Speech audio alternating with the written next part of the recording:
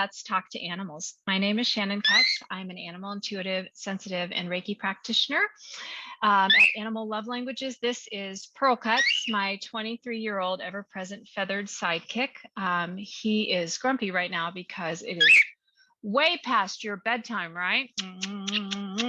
We're recording this podcast in the evening, and he is ready to roost on my knee. And I promised him that after the introduction, he would do just that. So anyway, we are here to talk about all things animal communication.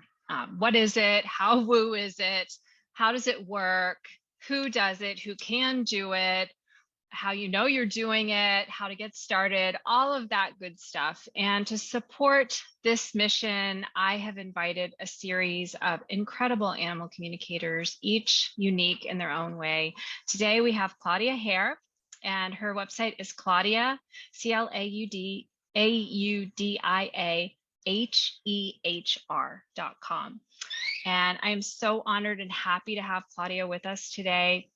She brings a perspective that's near and dear to my heart. We were just chatting a little bit about that before we hit the record button. And so I'm excited to introduce you to her and introduce her to you, and just spend some time chatting about our favorite subject, animal communication. So welcome, Claudia. Thank you so much for being a part. Shannon, thank you so much for inviting me. And yes, let's talk animals, because that's my favorite subject. So, you've been doing this work for some time now. You've had a lot of major media coverage. You've had the opportunity to speak with a wide variety of different animal species.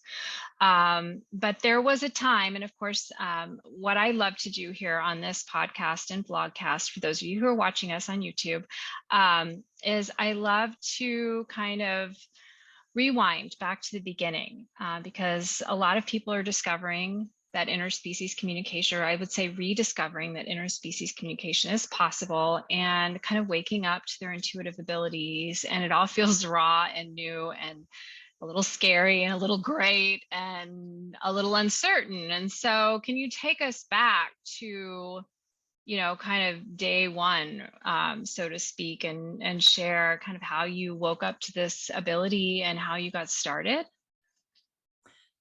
Day one was literally day one, like even my day one. Fantastic. So basically, when I grew up and I saw an animal, I just knew what was happening in the animal's life. I just knew it. And I got information. And for example, when I met a dog, I knew that the dog was maybe abused, or maybe not fed, or not taken out enough. And I just knew that. And I thought everybody did. It's just like, that's so normal. And then when I mentioned things because how old was I there? Maybe 4 or something, like, really, really tiny. And I said, this man is not nice to his dog, or this. And I was like, what are you talking about?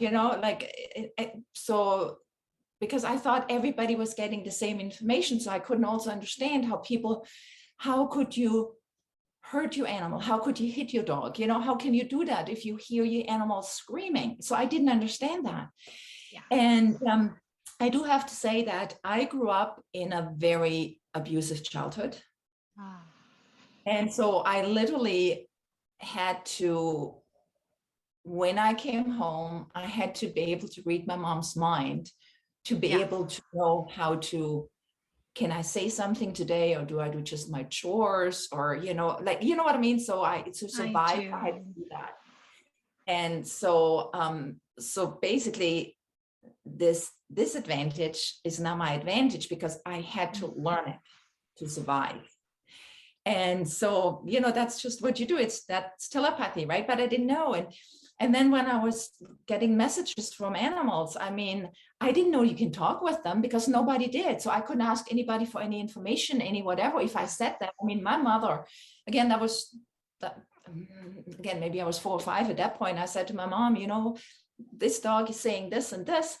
And she said to me, Claudia, be quiet. Actually, she said, said it, different way. or people will come, put you in a straitjacket and put you in a loony bin. So when your mom tells you that when you're that small, you kind of believe it, and then you don't say anything anymore. So I kept it to myself, but that's kind of, so it came from day one. And then, so again, I couldn't ask anybody for advice. Like, what's going on? Like, I don't know, you know, it was there and nobody else heard it. So why did I hear it? And what did I hear? And then so kind of over the years, you know, and then I finally, you know, saw the movie Dr. Dolittle, and I thought, oh, I'd like to do that. Finally, somebody gets it. I didn't, because when I communicated with animals, I didn't do it in that Q&A way, right? And I mean, the same thing when I communicate with animals now for my clients, it's the Q&A. If I connect with animals, I don't do a Q&A. It's more like just an exchange, right? Like the wave comes in, the wave goes out. So I couldn't ask anybody for any advice. And then slowly but surely, you know, then at one point I heard animal communication. What's that? You know, and then I want to learn that, and so on. And so that's kind of, then I took a course, just a beginner's course, and just to be introduced to telepathy and what it is, and that we actually can really have a conversation with animals rather than just that flowing in and out. And then when I did that workshop, and when I came home, I didn't hear anything anymore. And I thought that was the worst mistakes I've done. And then I literally had to start all over again. And yeah, I've been doing it for so long. I was literally, beside me, I'm in Ontario, Canada, and beside me, there was only one other person in all of Southern Ontario who did the animal communication. It was just the two of us, and everybody looked at us like really weird. And so the rest is history, right?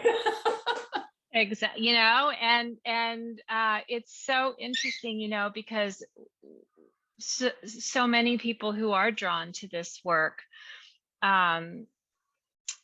we do tend to come from a background where there's trauma, or there's abuse, or there's just a high sensitivity to the point where we tend to develop these not necessarily so self-healthy coping skills just to kind of make it through.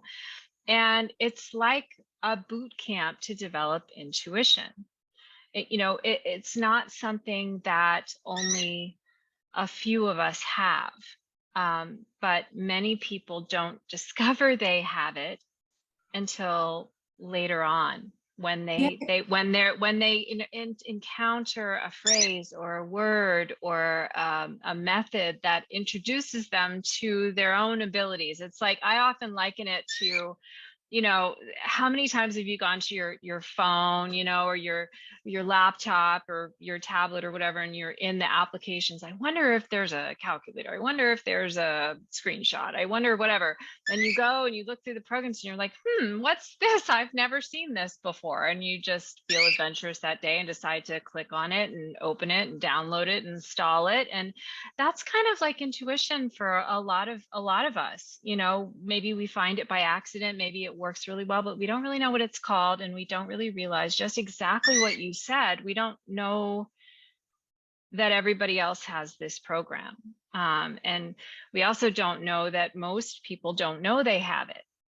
And so, you know, I've found over the years, I'm in my 5th decade of life now, and I've discovered over the years that so many people, you know, often you find yourself having these shallow chit chat conversations, but then, you know, mention something deep like a pet passing, and suddenly it's like there's this incredible depth to that person, and you realize, you know, or mention having an angel experience, or mention having a hunch, or just a gut instinct about something good or something not so good, and there's this depth there. And it's like, I feel like with the internet now, we're able, like, it's like I'm able to connect with you. I'm in Houston, Texas, you're in Ontario, and from your website, I understand did you grow up in Germany? Is that correct? Yes, correct. Yeah. And so here we are, and we're able to, you know, and it's like, it's just awesome the way. And so, you know, that's one of the joys of sharing different communicator stories through this podcast. And I love what you said, and I want to go back to it. because you knew from a very early age that you had this ability, and it was a natural thing for you. And then, you know, you came across some words, some terms, maybe a method, and you decided, well, I'm going to go learn how to do what I'm already doing. And that's when, you know, I feel like that was a really critical moment for you, because you were like, okay, wait, suddenly I don't remember how to do what I'm doing naturally. So I have a feeling there are going to be a lot of people listening to this podcast that are really going to relate to that. So could you talk a little bit more about how you found your way back?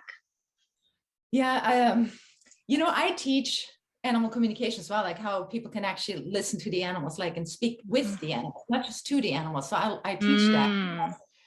I pretty much did every mistake there was. And like I said, when I started, there wasn't really anybody around. So again, when I took that course, it was really interesting because, first of all, when I went there to take the course, there was 3 or 4 courses going on at the same time, which was Wow. beginners, intermediate, advanced, and teacher. And so I went there. There were around 100 people. So I thought everybody was a beginner. And like I said, because I did communicate with animals, but I didn't know that I did communicate, right? It was just an exchange of information. It wasn't a Q&A. So when I went there, and so literally I basic, and everybody else in this group, they already done that. They communicated here, and then I thought, I'm in the wrong seminar, you know. And so, like I said, when I came home, everything was gone, and I was so disappointed. I was so unhappy because it was all gone. But then what happened? Like, I didn't hear nothing. And then what happened? A couple of my friends heard that I took this animal communication course. So they called me and said, so thinking that, you take a 1.5-day course and you know how to communicate with animals, Absolutely, right? Absolutely. Yes. Of course. course. Yeah. Easy, right? Just no problem. Yeah, absolutely. So they called me and said, and it wasn't, they said, Claudia, you got to talk to my dog. Is he ready to die? So it wasn't, that's my dog want a bone. I was really thrown into the deep end. And so I had to struggle and somehow make it. So now when I teach people how to communicate with animals, like I said, I've done all the mistakes. I started from scratch. And a lot of people, they come to me now and say, Claudia, I've taken 3-4 courses and it's not working. And you're my last try. And if it doesn't work, it doesn't work. And there's so much because of, like I said, what I learned and starting and. So there's a lot of stuff that doesn't get taught in a lot of courses, which are so much the fundamentals. And once you work with that, you can learn it. But again, the thing is that you don't learn it overnight. I mean, English is my second language, and as the listeners listen, like here, I still make some mistakes. I'm trying hard, but I know I still, like, usually when I listen to something that was recorded, I'm like, oh, I shouldn't have said that. That's a grammar, So it's the same thing, but we got to start somewhere, right? And the first thing is the awareness that we can communicate with animals and they with us. And then another thing, what's really important, what's very deep to my heart, is first of all, it's the animal communication. But the second of all is the misinformation, the misknowledge that actually exists about animals. And that's where a lot of people actually have the problems hearing animals, because they've been taught so many things that are not right. Because what we have to do is we have to see things from the animal's perspective, because what we know about animals is literally all from our human perspective. So what we do, we watch animals and then we judge them through our eyes. How would we solve this problem? And then we judge the results. And that's not how it works. If somebody throws you in with some lions and you're faced with a lion problem, don't use your human thinking. And that's what we do. We see an animal and use our human thinking. So there's so much misinformation that people have been told their entire lives. For example, they've been told that animals don't know time, which is absolutely not true. So then when an animal tells you, oh, you said, time, And people say, no, they can't know that. They don't know that. But how do you know that? Have you ever spoken to a dog, to a horse, to a fish? Like if you say to your horse companion, I'll come on Wednesday, I'll be there at noon, and then you're not there. Oh, my horse doesn't know. Yes, your horse knows. You just lie to your horse, and then you come and the horse is nervous. Why is the horse nervous? Nothing happened. No, you were 2 hours late, and your horse companion didn't know what happened to you. So there's a lot of blockages by the wrong information, the misinformation that most people have. And that's one big thing too that I usually incorporate, because this is like I said, this is once it's so important to my heart to really set the record straight. And to just, I mean, just what a glorious adventure to be able to try on a different life for size, and you know, to kind of invite a fresh perspective. You know, I've always loved turtles and tortoises, and right now I'm caring for a red-footed tortoise named Malty, who's been with me since she was a hatchling, and she's, you know, small and she's kind of slow and she's low to the ground. And one of my favorite things to do is get down on my belly and look at her in the eye and crawl around with her on the floor and see what the world looks like from that level. And I see things, some things are great, some things maybe not so great, but I see things so differently. And my neural connections love it. My tortoise loves it. And it's, you know, when you're, you know, 6 inches off the ground or whatever, there aren't too many people that you can look at in the eye. And so, you know, and I can feel that, like that eagerness to share her world with me. And, you know, just kind of giving ourselves, for those of you who are watching and listening, I have a feeling there are so many things that people can relate to. And there's so many different points, so many different pathways we could take with this conversation, but just giving yourself the gift of just, you know, get down to your animals, to have a pet's eye view of the world around you, see what they see, smell what they smell, feel what they feel. And I wouldn't necessarily go so far as to say eat what they eat, but, you know, really just give yourself the gift of that fresh perspective, especially if you're listening to this and you're feeling kind of stuck and you're like, I'm stuck at work, or I'm stuck in my relationships or whatever. This is an awesome way to unstick yourself. And it is a great gift that caring for an animal can give to us. So I love that. One of the things I love the most when I found your website, and honestly now, you know what the internet is like. You know, we don't often understand how we find someone, but I remember landing on your website and reading that, you know, animals are the same as us. And, you know, and I often share with my clients and on these podcasts that I feel like if you didn't tell me that I was talking to a dog or a horse or a parrot, I might not necessarily clue in right away. And, you know, so I'd love for you to share a little bit more about that and some of your experiences and how you help people who are struggling to even believe that it's possible, let alone that their pet's actually trying to talk to them. Like, how do you help people like embrace that and have that experience? Not that they're not having it, but accept it and trust it and let it be. There's a few things. One is, first of all, again, so many people think, you know, there's humans and there's animals. So I say, think about it this way. Like, we humans, we love to travel, right? We love to see different countries, different cultures. And by seeing that enriches our lives. I mean, let's say you love to go to Italy, just the food, or you know what I mean?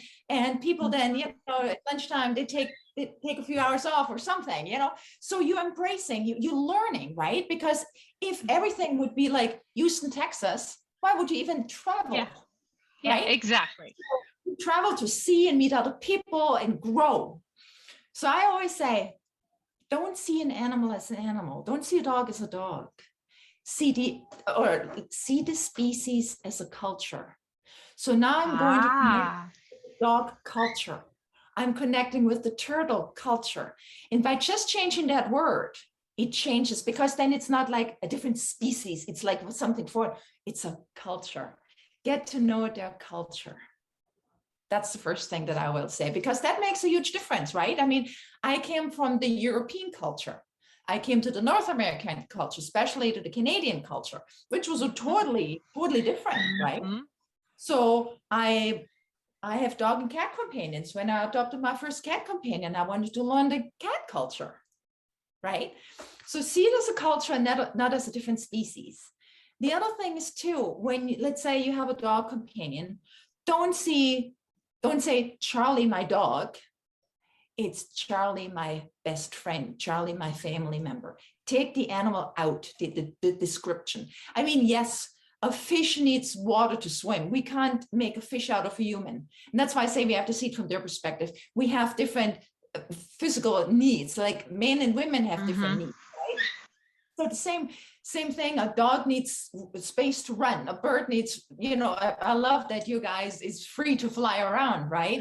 So that we have, I mean, just like us, I mean, some people are introverted, some are extroverted, right? So I mean, people now, when the lockdowns, they were getting depressed because they couldn't go out. Well, they still could go out. So see, that's the same thing. So we see it, so we have physical needs, but see your animal as buddy, your companion, but don't make a human out of Buddy, because Buddy has his needs, which is he has to go out, he has to sniff, like we have to listen to the news, but just open up that way. And that already makes a huge difference.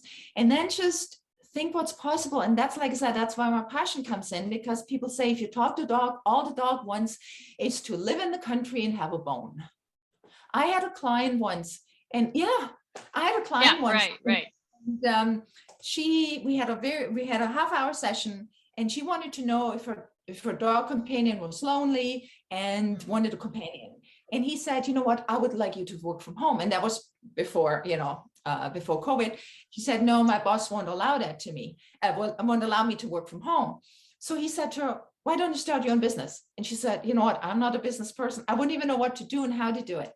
In a half-an-hour session, this dog gave her the idea of what to do, a business plan. And then step by step, she followed it. A year later, she had 5 employees and made $1 million. Her dog told her that. So, people think, again, what do you want to talk to dog about? I want a bone. No, like we have to open up like the possibilities, just to be open. And that's a huge thing. And ask them, and not just, most people just tell things to the animal companion. Why don't we ask them what they want? And again, at the beginning, I mean, people say, how do I do that? Well, you might need a communicator to help you to understand your animal companion. Like I said, when I came to Canada, my best friend was my dictionary. I didn't go anywhere without my dictionary. I couldn't even go shopping without my dictionary, right? Because so but we learn, right? We learn, and the more you know, the easier it gets, and it's the more you communicate with animals, and the more you learn. I mean, that's the same thing. If you only have one dog or cat companion in your entire life, you think they're all the same, but no. Like I have 5 dog companions, 3 cat companions at the moment. And man, are they all different, but you see it because you have multiple, right? Then you see the different personalities. So it's absolutely incredible. It's absolutely incredible. So we have to be open, just be open to that there's more that we have been taught. There's part of me listening to you and thinking back to when I got started, and I haven't been doing the work nearly as long as you have, but I remember my very first animal communication session, like for real, was, and I've shared this story quite a bit. Those of you who are listening to the podcast or watching and you've already heard it, my condolences. It's coming out again. And it was an iguana. And, because even though, I have a special passion for exotic species, so-called exotics. I think we're all exotic, but, I've always loved all animals, but especially parrots and reptiles. And, it's still, I just assume, because most people that want animal communication, it seems like, are asking for their cats, their dogs, or their horses. And so I just automatically assume that my teacher would give me a cat or a dog. And imagine my surprise when one of the first things I saw was this flash of yellow, furless, I mean, no hair at all, skin. And I was like, that doesn't look like a dog, come to find out it's an iguana. And, and it's just like, it's just being opening up and receiving what comes in. And that's what intrigues me so much about, because I had a similar experience to what you shared. It's like, it took me a while, and it actually, arose around the time that my dad was going through hospice, where I started to really wake up and realize what I was experiencing was empathic connection with deep intuition. And it's not that I hadn't been on the path my whole life. I'd just been distracted by life and other things and other career paths and things like that. And so I started to kind of realize I've already been doing this. And then I decided I was going to go to school, and I was going to learn a method. And I had to struggle when that school didn't turn out to be a good fit for me. And I parted ways with the teacher and the school, and had to come back to my way. And so that's something else I really want to emphasize for anyone who's watching and who's listening and who's thinking, I have to go to school.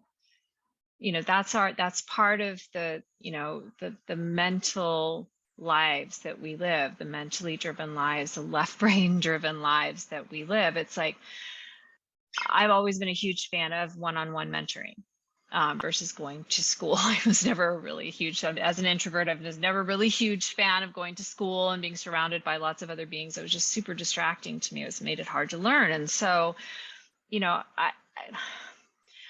what helped me overcome the overly enthusiastic structure of the school, and saying you can only do it this way and you have to do it in this order and it has to be this Q&A thing that you were talking about, was finding a couple of mentors that I worked with one-on-one, and just practicing with their animals and having them point out how it works for me and how that's different than how it works for other students and other people. It's awesome to learn. There's nothing wrong and everything right about opening yourself up to lots of different ways to communicate and lots of different methods. And it's one of the reasons I started this podcast, is to have the opportunity to connect with other communicators and to learn.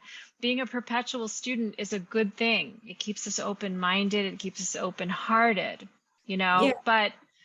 But saying to yourself, because it's not working this way, that means either I'm doing it wrong or I'm not doing it. It's not a thing. It's like, don't do that to yourself.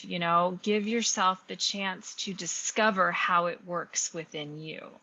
And I want to, you were just about to say something else on that as well. So yeah, sorry for interrupting. Yeah, because it's so important, because we have to know that there's either two stages in life. You either learn or you die. And that doesn't mean that you're right? But slowly, there's some incentive for you. Really great, right? So absolutely. We never finish learning. I mean, even if you think about that, if I pretty much just now use English, right? And if I sometimes speak with people in Germany, then all of a sudden I never heard that word. But even the language, grows, right? I mean, when I first started telepathy, what is that? It grows. You still can't really explain what it is. There's no really words there yet, but that's the thing. We always grow. We always grow. We always expand. That's what it's about. And that's the same with when we communicate with animals, right? And we have to take time, because how long did it take you to learn the English language? For me, being the second, your mother tongue, I should say. Your English is amazing. I mean, it's flawless. I only know English, and there's still always more to learn. So how about that? But see, so the same thing. It took me a few years, right? And so the same thing when you start communicating with your animals. you can't do it on a weekend thing. It shows you how to do it. And that's why I also love, and I do the one-on-one as well, because what you can do is, again, you see where is somebody, because when you are telepathic, there's different channels that are open, and you have to find the one that you're using right now, build on this, and then open up. So if you use channel A and you have a teacher who says, no, you have to use channel D, it won't work. It won't work. So you got to find your channel, get stronger in it, and then you develop all the other ones. Exactly. That's exactly what I experienced with my first, structured school environment. It was, you have to use channel B, and it was like I use channel A, and I'm learning, and what many animal communicators find is, we've been studying what, like you so beautifully said, our mother tongue since we were little, learning both organically and structurally. So there shouldn't be the expectation that even if you reawaken to something you've kind of been doing organically throughout your life and just didn't realize it, when there's a desire to have a really deep and meaningful conversation with any other being, it takes practice, just learning deep listening, just really tuning into the energy. Supposedly 80 or 90% of conversation is nonverbal anyway, which makes animal communication a slam dunk for learning all the other facets of how communication happens. It's like, I can go out in the next room and have a conversation with my mother, and we might have a misunderstanding. And I mean, heck, we've known each other my whole life, so it's like, we can't expect, animal communication isn't like, a crystal ball or a magic wand, or it's a conversation. It evolves over time, and with lots of practice. Right. So, but there's another point too, what a lot of people don't realize is, because as you said, you speak the same language with your mom, you're the same species, and you still have miscommunications. And that's why so many people fight, because it was a miscommunication. But what's important too, because a lot of people say, okay, I talk to my dog and he doesn't understand what I'm saying because he doesn't do it.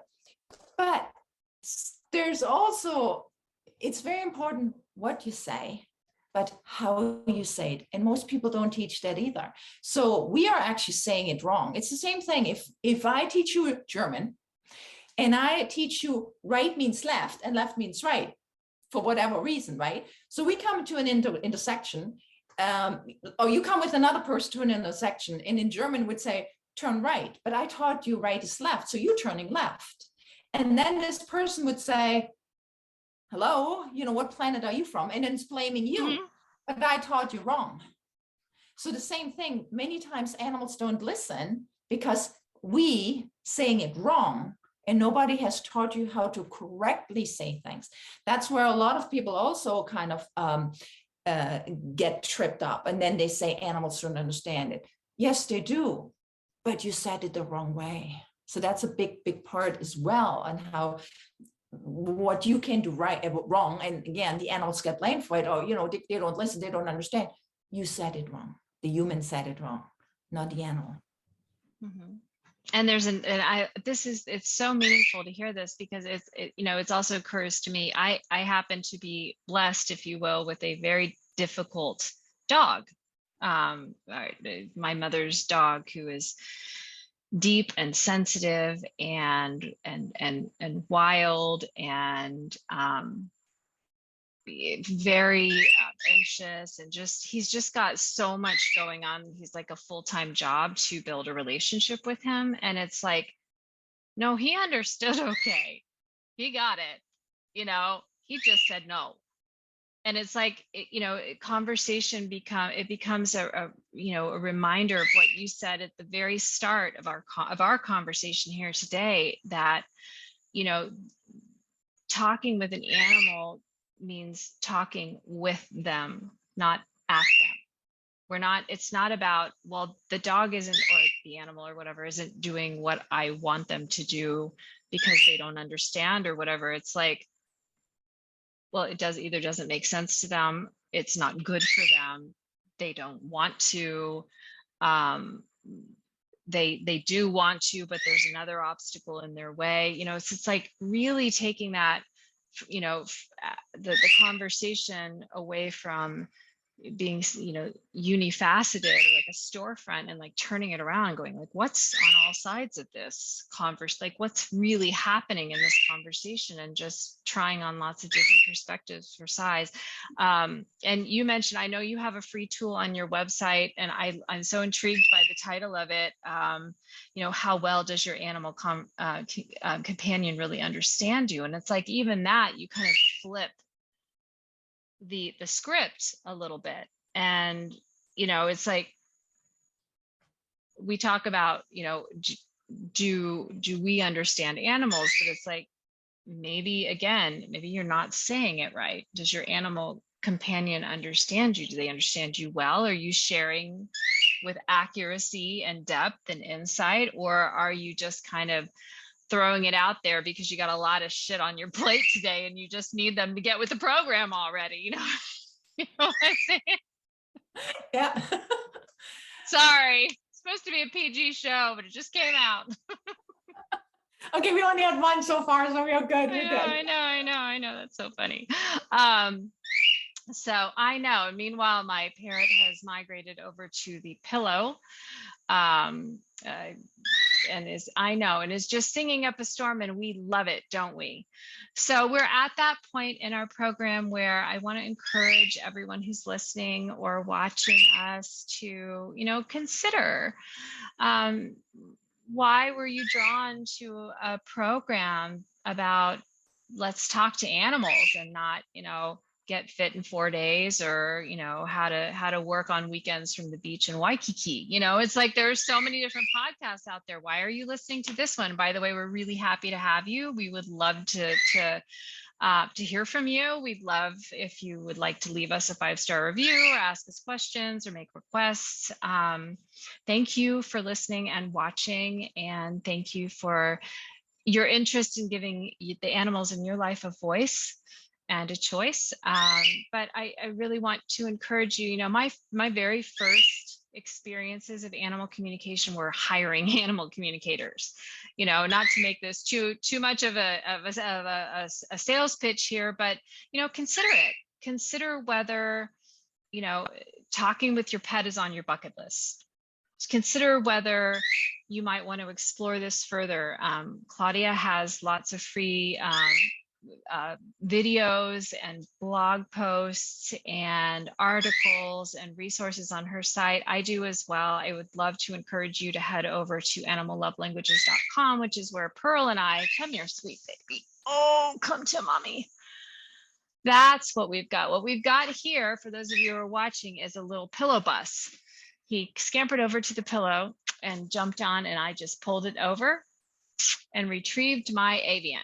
So you gotta love that. But if you head over to animallovelanguages.com, you can check out the Learn With Me tab. You can find a free 5-day animal communication camp where you can learn about 5 different ways that animals will send us information. Oh, and who's this cutie? Those of you who are only listening and not watching are really missing out right now. Who is this cutie pie? His name is Chai, and he has quite an interesting story as well. He's one of he's just adorable. He's just adorable. Absolutely precious.